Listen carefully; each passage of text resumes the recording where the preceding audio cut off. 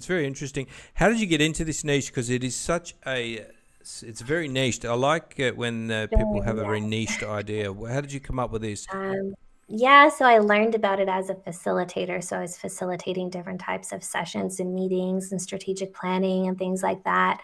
And I was just introduced into the concept of graphic facilitation, where you take this idea of visualizing instead of feeding back in words when you're a facilitator. Now you can feed back in pictures.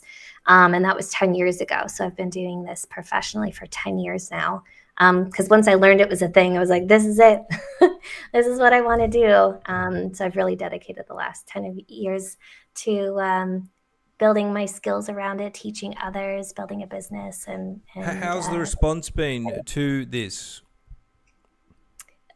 yeah, I think most people have like a pre and post COVID story, like Chris mentioned. It definitely was like upheaval in our world, but uh, once people, so like before COVID, I was 100% in person on paper with markers, and now I'm mostly digital, virtual.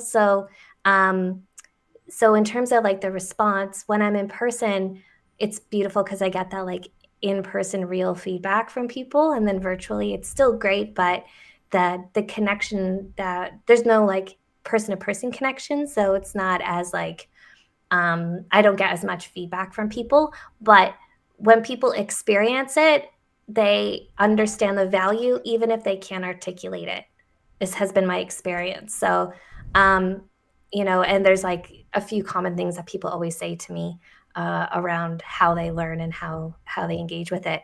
But the majority of my work over the last number of years has just been like someone saw me at an event and then they want me to go to their event or their meeting or what have you. So like work, when showing up and doing the work and people experience the value for themselves, that's just what sells it. So So yeah, so it's been kind of